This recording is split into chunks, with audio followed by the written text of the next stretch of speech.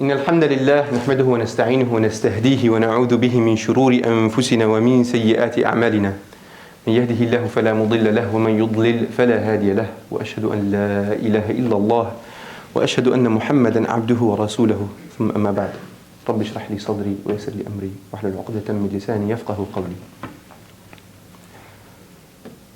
Allah Azza wa Jal, in the very final chapter of the Quran, in the final juz, reveals what might seem ostensibly as a very scary surah.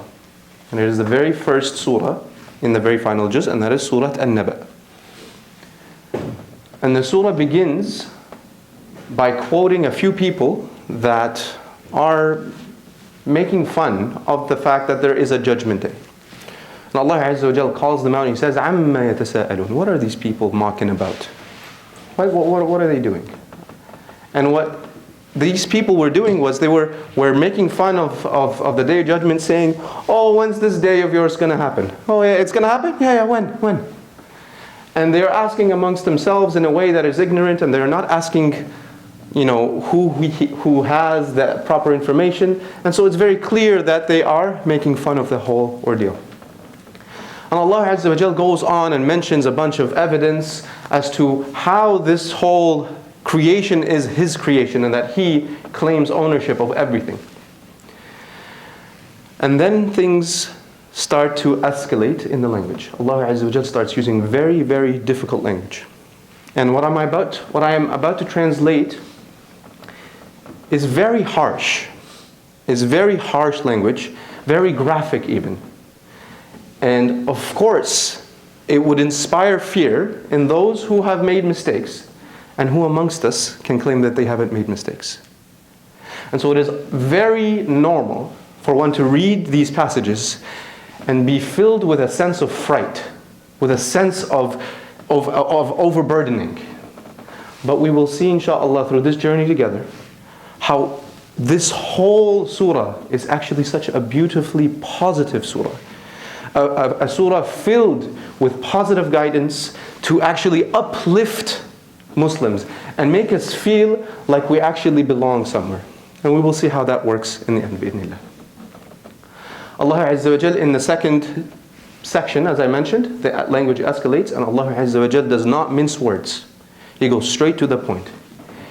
Allah Azza wa Jal, He says, إِنَّ جَهَنَّمَ كَانَتْ مِرْصَادًا.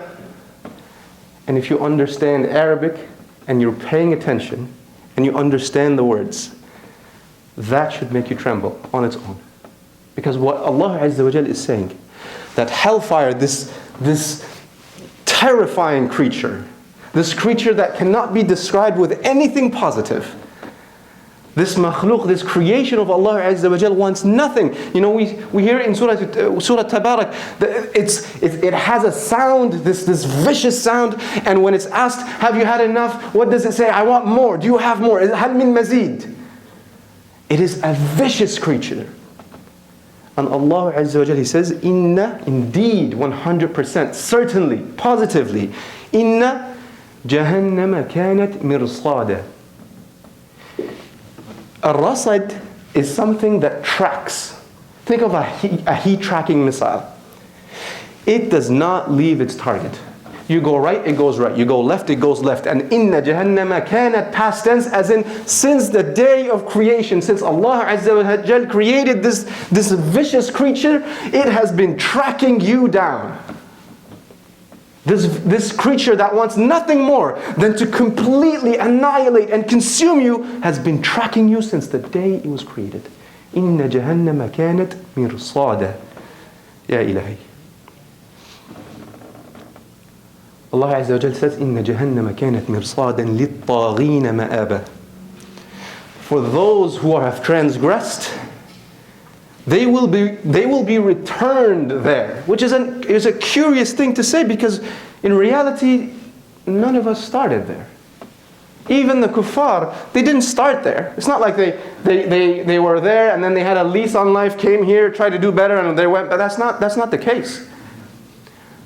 But what we see from the Mufassirin, what they're saying is, when we first start in our life, We start in a state where we have no control over anything. We are put here, we're grabbed there, we're in the womb, wherever we are, we have zero control. So we go from a state of no control over our affairs at all. If we liked it, if we didn't like it, nothing we can do to change it. To then progress into a state where we can do something. And Allah Azza wa Jal gives us agency so that we may do something with our lives. But then, unlike those, and we will see this later on, unlike those who have done well, this free roaming ability, this agency that has been granted to us because it is a gift, gets stripped away from those who did not use it wisely. Unlike those who believe. Unlike those who do well. So subhanAllah, those who do not do well, who end up falling under this category of transgressors, anybody who falls into Jahannam, they go from a state of not having control of their affairs, to having full control of their affairs, to then getting that right completely revoked. Completely revoked. And that is why it is a ma'ab, it is a return to that original state. إِنَّ جَهَنَّمَ كَانَتْ مِرْصَادًا لِلطَّاغِينَ مَآبًا. Allah Azza wa Jalla, He says, لَابِثِينَ فِيهَا أَحْقَابًا. They will remain in this state, in Jahannam, for centuries. And there is difference of opinion as, is it centuries, is it decades? There's a little bit of difference of opinion, but the point is, it's a significant portion of time. And Allah Azza wa Jal could have said indefinitely, for an unlimited period of time, but that is not what Allah Azza wa Jal chooses. He says for decades, for centuries. To give to give this emotion, this feeling like, maybe, hey, okay, it seems like things are slowing down, maybe Allah Azza wa Jal is going to forgive us, maybe we're going to get out of this, maybe whatever. And then Allah Azza wa Jal brings them right back in, and right back in, and right back in for infinity. Which is a far more bigger and more severe punishment than being somewhere for an infinite period of time, having no feeling that there is some way that I'm going to get out of this. So instead, there's periods and periods and periods, and it feels like it never ends. It is unceasing. لَابِثِينَ فِيهَا أَحْقَابًا. And during this period of tremendous suffering that we cannot even comprehend, لا يذوقون فيها بردا ولا شرابا. They will get no pause from the heat of this fire. They will not get a break. They won't even get the sensation of cold. They won't even smell any sort of break. لا يذوقون, they do not taste it. لا يذوقون فيها بردا ولا شرابا. And they can't even have a drink. Nothing. And Allah Azza wa Jalla here uses a literary device. That literary device is to say, the Arabs used to use this in poetry, and what they would do is they would say a statement, start it, and then they would say except. So you would feel like there's an exception here. But the exception would be worse than the initial statement. And so it is used to praise, and it is also used to diss. So for example, in poetry, one might say, you are brave, except that you are exceptionally generous. So I started with a premise, said except, so set up a sort of expectation from everybody that there's something negative that I'm about to say, but then I say something overwhelmingly more positive than the premise.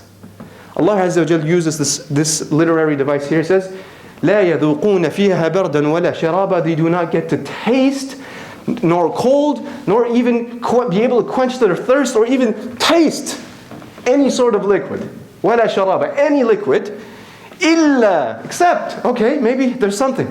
إلا حميما وغساقا. إلا حميما وغساقا. What they get to taste. They don't get to taste cold, but they will taste severe, burning, scalding sensation. Hamim. It's like lava, molten hot. Hamiman wa ghasaqa is quite literally pus. What they get to drink, the only thing they get is pus. How vile and disgusting and utterly terrifying. Subhanallah. So the imagery is very, very graphic. And I want you to put yourself in the shoes of those people who understood what every single one of these words meant. Right? We kind of have to, I had to go and I studied this so that I can understand what that means. And even then, I know I only maybe scratched 1% of the surface. I want you to imagine being in their shoes, understanding full well what every word means. Knowing full well that this could not have possibly been written by man. This could not have possibly been given to us by a man. Clearly, this is from a higher power. And I want you to put yourself in that state. إِلَّا حَمِيمًا وَغَسَّاقًا. Allah Azza wa Jal, He says, جَزَاءً وِفَاقًا. Quickly, the minute I start hearing these graphic descriptions, they're quite powerful and they're moving and they're vile and disturbing. Allah Azza wa Jal says, hold your horses. It is disgusting. It is vile. But this is but equal, just equal to the actions that they have done. This is wifaqa, like one-to-one. However they transgressed, that's the exact equal punishment. And Allah Azza wa Jal is just. Jaza'an wifaqa. Hold your horses. They're not being treated overly bad. They're not being treated but it sounds vile to us. And so I still have this question, what kind of sin do you have to do in this dunya for you to be able to have to drink pus and feel this lava sensation and be in thirst, unquenched thirst for decades and centuries? What harm could one person do? إِلَّا حَمِيمًا وَغَسَّاقًا جَزَاءً وِفَاقًا. Here we start to see. Allah Azza wa Jal, He says, إِنَّهُمْ كَانُوا لَا يَرْجُونَ حِسَابًا. These people, they never thought they were going to meet their fate.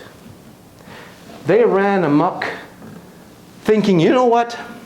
I'll steal from that person. Who's watching? Who cares? It's not like there's going to be a reckoning later. It's the same people that are saying, when's this Jahannam you're talking about? Yeah, sure, bring it on, bring it on. It's the same type of person. These people had every feeling in them thinking they can do whatever they want with impunity. No recourse. Nothing will befall them. Nothing will touch them. They feel like they're untouchable. إِنَّهُمْ كَانُوا لَا يَرْجُونَ حِسَابًا وَكَذَّبُوا بِآيَاتِنَا كِذَّابًا. And they lied and they made lies of what we said. They themselves lied. And by saying that Yawm Jahannam, this day wasn't going to happen, that in itself is a lie. وَكَذَّبُوا بِآيَاتِنَا كِذَّابًا وَكُلَّ شَيْءٍ أَحْصَيْنَاهُ كِتَابًا. But there is not a single accounting, there's not a single action that has not been accounted for. Every single action has been accounted for. And so Allah Azza wa Jal has all the accounting, has given equal punishment to exactly the amount of sin that was committed.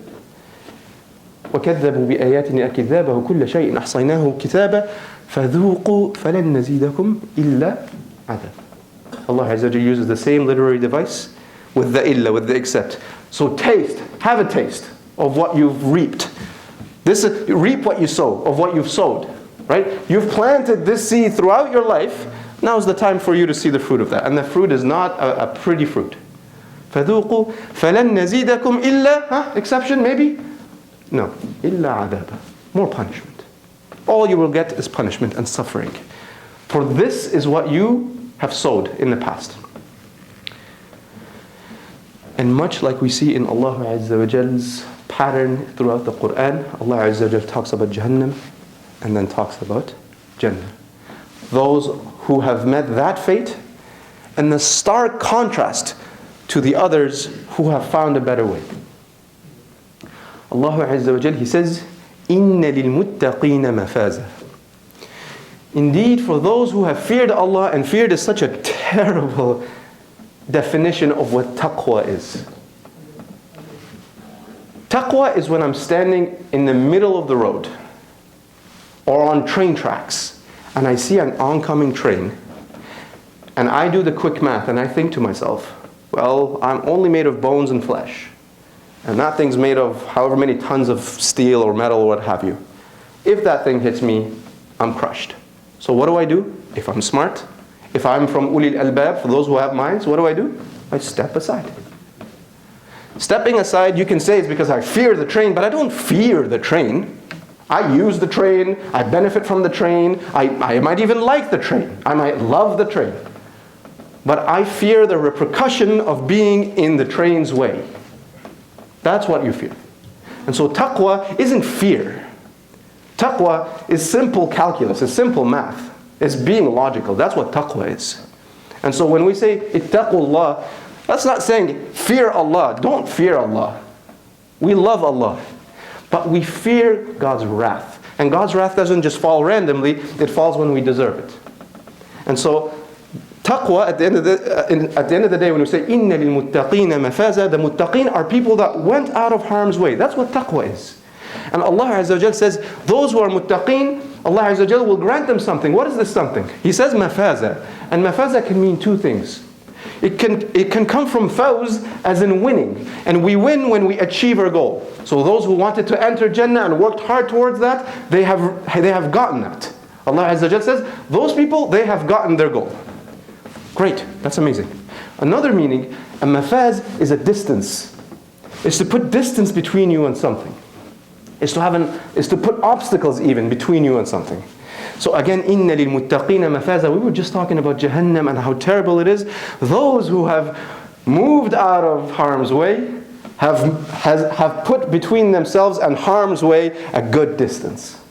إن للمتقين مفازا حدائق وأعنابا وكواعب أترابا وكأسا دهاقا. Those people, they are going to get gardens that are secluded, that are for them, and they're going to have spouses and grapes, and they're going to have all these things that your mind can go wild thinking about all the things that could be waiting for you in Jannah. إن جهنم forgive me. إن المتقين مفاز حدائق وأعنابا وكواعب أترابا وكأسا دهاقا. Allah Azza wa Jalla, He then moves. لا يسمعون فيها لغوا ولا كذابا جزاء من ربك عطاء حسابا. He lists a bunch of rewards, and they're amazing and beautiful and bountiful, etc., etc. And I can go in quite some length here. But the point that I wanted to bring to your attention is that when it comes to the jaza, just like what was said in the first excerpt, Allah Azza wa Jalla, He says, jaza'an, He doesn't say wifaqa, not equal to the action, no. Allah Azza wa Jalla first attributes this jaza from Allah Azza wa Jalla. Jaza'an min rabbika. So already we feel honored. Allah Azza wa Jalla is giving us something. He's attributing Himself to His giving. جزاء من ربك عطاء. Like, I want you to imagine Allah Azza wa Jal when He gives, what that might look like, right? How blessed that is, how mubarak that is, how expansive that is. جزاء من ربك عطاء حسابا. And hisaba here could be to mean that it is as a reward for what they have done. But it also can mean hisaba as in hasbuka. Enough. As in when someone gives you so much until you're like, I've had my fill. Alhamdulillah, khalas, I'm done. Jazakallah khair. I'm done. That's hasbuka. So jaza'un min rabbika ata'an hisaba.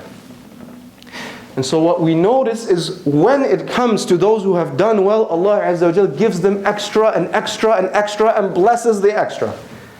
And when it comes to those who have done wrong and have transgressed, they get only equal punishment to the actions that they have committed. And therein we start to see Allah Azza wa Jalla's rahmah in this whole surah. While it is graphic, while some of these scenes are disturbing, the reality is Allah Azza wa Jalla establishes one clear thing. And that is, Allah Azza wa Jalla is just. Allah Azza wa Jalla is just, leaning towards giving more to those who have done well, to incentivize this side more than this side. He's not just. He is just, but He also is trying to incentivize one side more than the other. And we know that Allah Azza wa Jal, His mercy has far superseded. What we see here is Allah Azza wa Jal has created a place for us to live, an environment for us to live, whereby doing good is incentivized and doing bad is punished, so that those who do bad, those who steal, those who talk about others behind their back, those who cheat, those who don't feel like they can just run amok. Because if you recall, their biggest sin was what? They didn't think that the day will come where they will have to be held accountable for what they've done. And so despite this being such a scary surah, and in the end of the surah we see that these people, they will, at the very end when it's time to get judged, they will say, Ya laytani kuntu turaba. If only, you know what, if I was just sand, I wasn't even born, if I wasn't even created, that would have been better for me. And they're not wrong. They're not wrong, because the path they chose made it so unbearable. And so at the end of the day, Allah Azza wa Jal has created an environment where goodness can flourish, if we keep our eyes on the prize. If we keep our eyes on the prize. أقول قولي هذا وأستغفر الله لي ولكم ولذكر الله أكبر والله يعلم ما تصنعون.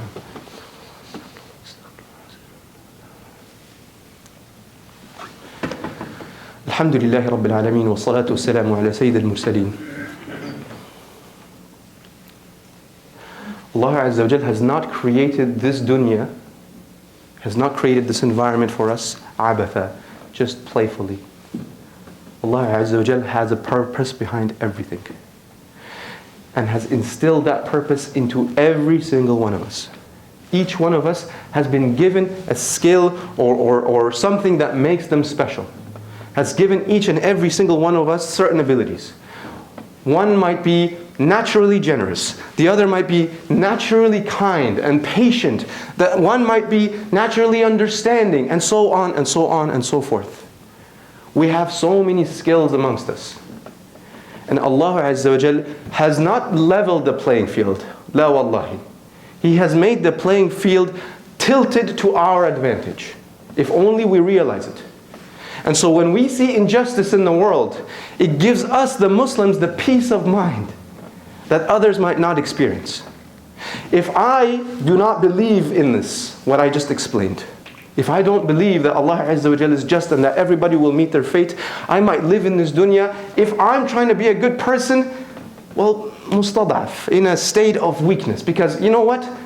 Those who want to get what's theirs and they just get it, and they break the rules, technically they won. Technically they won. I'm trying to be a good person, but to what avail? Because I'm going to die and then that's it. That's just my legacy. And the rest is with Allah Azza wa Jal. Maybe Allah Azza wa Jal, it's not our place to judge after that. But the point is, because we are Muslim, and because we know this, and Allah Azza wa Jal has given us this message, it is actually an inspiring, positive message of hope, because I can always come back to this when I see injustice around the world, when I see what happens in some countries, when I see what happens in war, in politics, etc., etc. When I see this, I get a sense of comfort. Because I know, إِنَّهُمْ كَانُوا لَا يَرْجُونَ حِسَابًا وَكَذَّبُوا بِآيَاتِنَا كِذَّابًا وَكُلَّ شَيْءٍ أَحْصَيْنَاهُ كِتَابًا. Everything is accounted for. And so, what am I worried about? What am I worried about? I'm not worried about, maybe, like if I'm watching a soccer match, and I see a foul that maybe the ref didn't see, I'll get all riled up. Hey, he did this, and why am I doing this? It's because the ref didn't see it. But Allah Azza wa Jal sees everything. Allah Azza wa Jal, so I wouldn't, if I was watching that match, knowing someone as omnipotent as God is taking care of it, I'm not going to be bothered. I'm going to know everything is accounted for. And so this should give us a sense of stability. And that should allow us the time that we need to plan, figure out what we want to do, and pursue that. Use your skills. Allah Azza wa Jal has given us, every single one of us has given us skills to improve and better our life, and the ones around us, and our society at large. So do that. And don't feel this sense of fret. I know COVID has made us, well, quite frightful. And stress levels are high. But the reality is, if we just, Allah Azza wa Jal, huwa al-wakil, tawakkaltu ala Allah, I might start to gain a sense of self again. and I can start to plan again, and I can do better things. Ramadan is coming up. Set up a plan for yourself. See what you want to do. Take actionable plans, and you can only do that if you're not in a panicked state.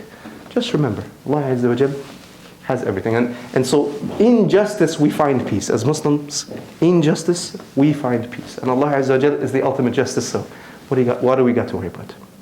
Alhamdulillah Rabbil Alameen. اللهم لك الحمد على كل شيء، لك الحمد أولا وآخرا وأبدا، لك الحمد على ما أعطيت، ولك الحمد على ما أمسكت، لك الحمد أولا وآخرا يا رب. اللهم ربنا صل وسلم وزد وبارك على سيدنا وحبيبنا محمد وعلى آله وصحبه أجمعين. اللهم ربنا فاغفر لنا ذنوبنا، اللهم فاغفر لنا ذنوبنا وارحمنا يا رب. اللهم بلغنا رمضان، اللهم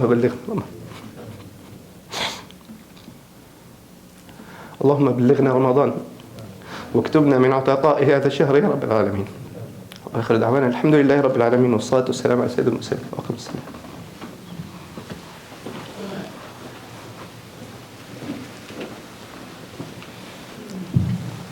الله أكبر الله أكبر. الحمد لله رب العالمين الرحمن الرحيم مالك يوم الدين إياك نعبد وإياك نستعين اهدنا الصراط المستقيم صراط الذين أنعمت عليهم غير المغضوب عليهم ولا الضالين آمين.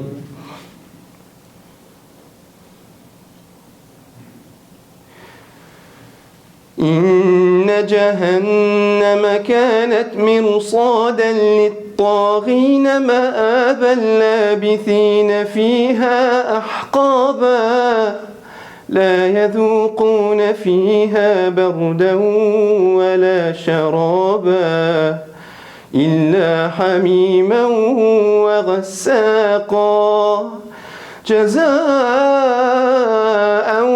وفاقا إنهم كانوا لا يرجون حسابا وكذبوا بآياتنا كذابا وكل شيء أحصيناه كتابا فذوقوا فلن نزيدكم إلا عذابا. الحمد لله رب العالمين الرحمن الرحيم مالك يوم الدين إياك نعبد وإياك نستعين اهدنا الصراط المستقيم صراط الذين أنعمت عليهم غير المغضوب عليهم ولا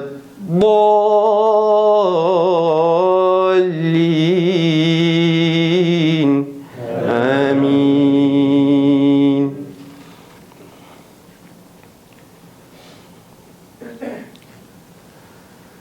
إن للمتقين مفازا حدائق وأعنابا وكواعب أترابا وكأسا دهاقا لا يسمعون فيها لغوا ولا كذابا جزاء من ربك عطاء حسابا. رب السماوات والأرض وما بينهما الرحمن لا يملكون منه خطابا يوم يقوم الروح والملائكة صفا لا يتكلمون إلا من أذن له الرحمن وقال صوابا. ذلك اليوم الحق فمن شاء اتخذ إلى ربه مآبا. إنا أنذرناكم عذابا قريبا يوم ينظر المرء ما قدمت يداه ويقول الكافر يا ليتني كنت ترابا.